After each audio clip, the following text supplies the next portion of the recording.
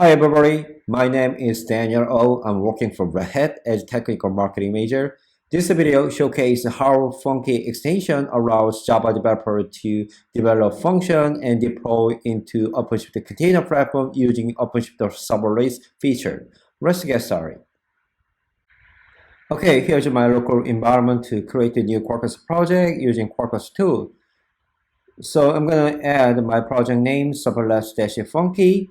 And then I'm going to just use the old default variable to create the Quarkus project. So I'm going to store my Quarkus project in my temp directory, and then let's take a look at that to generate project here. So there's one simple Java class to just generate to expose the RESTful API, just like a hello world application. The first step, we're going to run my Quarkus application as a dev mode.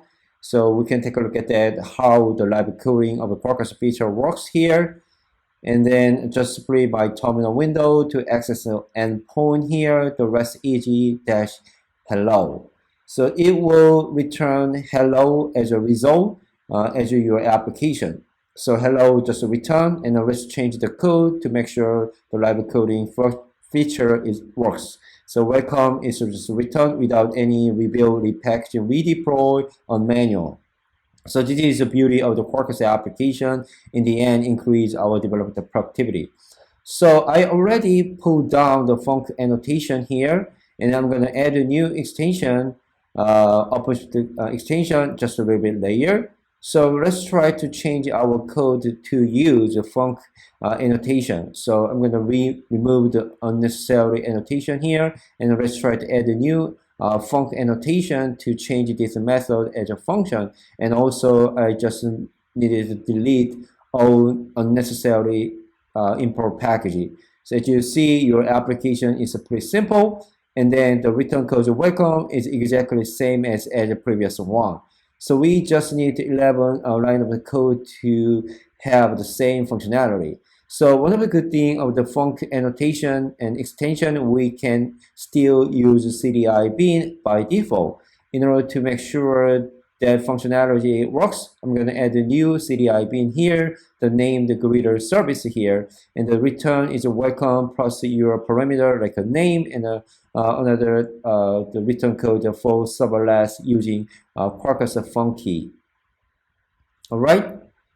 And let's go back to our resource Java class, the greeter resource Java file. And then we're going to inject this CDI bin into our resource file. The using inject annotation, the greeter resource, greeter service, and the instance name service. And let's try to create another method that will be exposed by function. So in this case, we're going to specify the function name like a hybrid. The previously we didn't specify the function name, which means the function name will be equivalent to your method name like a hello. But in this case, we're going to specify the specific function name like a hybrid here. And we're going to invoke the CDI bin to service greeter with the parameter name.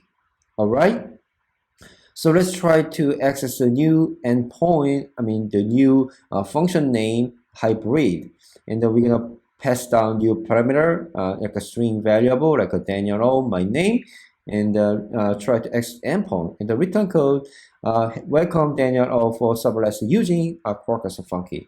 Pretty simple, pretty easy. So next step is we're going to deploy this application as a function, technically Knative serving into OpenShift container platform. In order to do that, we needed to add a new OpenShift extension on my project. And just to make sure this project, my environment already logged in my OpenShift container platform. As you can see, there's no deployment path in this case. I'm going to copy from my cheat sheet, and here the necessary configuration in new application property. So let's take a look at that a little bit detail. So I'm going to build this image and deploy this application. And also one thing you make sure to do is you need to define deployment target equal Knative. So sometimes you can define OpenShift or Kubernetes, and then that your application will be deployed OpenShift container platform as a traditional pod rather than Knative serving. It takes a couple of minutes to finish deploy your application using source to image process.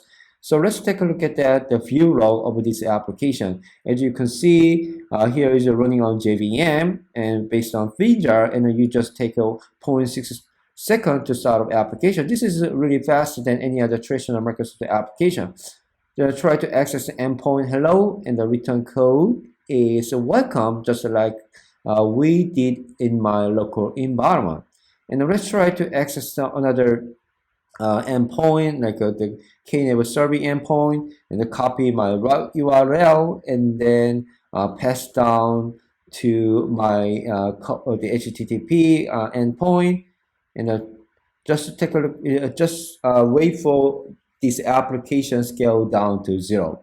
So it's already terminating because there is no demand or request. My Quarkus application and the serverless will be scaled down to 0 in 30 seconds. This is the default configuration of scale down to 0 of knative serving on top of the OpenShift container platform of serverless operator feature.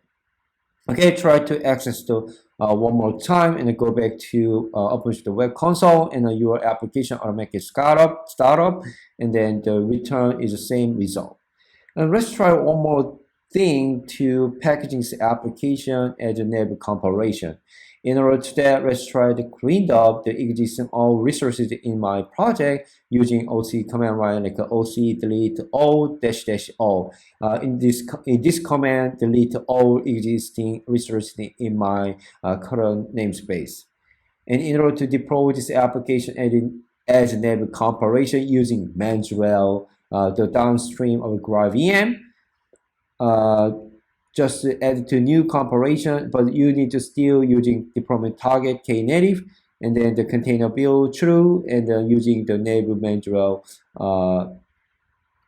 image based the Mandrill based image. So one thing you need to add your Maven command line -p and native, which means you're going to use native compilation profile. It takes a little bit longer than general Maven packaging build because the native compilation includes all necessary binary and dependency when you create the image file. And in this case, we create a new container, Linux container image based on Mandrill. And I just done our build and go back to our OpenShift console. Now you can see your container application based on Quarkus. But in that case, we just need to start up in 12 milliseconds. So previously, when you use JVM thin jar, it takes a 0.6 second, but in this case, we just need 12 milliseconds to start up. But we have the same functional result, the same return code, and in this case, I'm going to change my application, the parameter as then O, and the same result.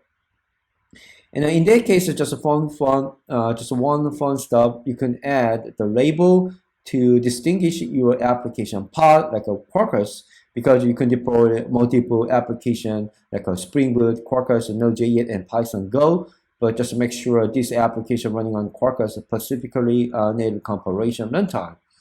Okay, and this application already scaled down to 0. And let's try to one more time trigger this application with the different parameter. Like one of my colleague James Faulkner, the name is James Faulkner here, and I just run to invoke this application runtime and go back to here, and your the Quarkus application based on native compilation is a startup just in a second.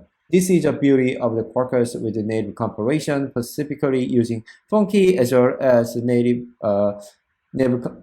as well as the Mandrill image, the downstream project of GraalVM. Thanks for watching. If you have more questions around the Quarkus application development as well as the Red Hat subscription of the Quarkus support, please reach out to representative directly. Have a good rest of the day.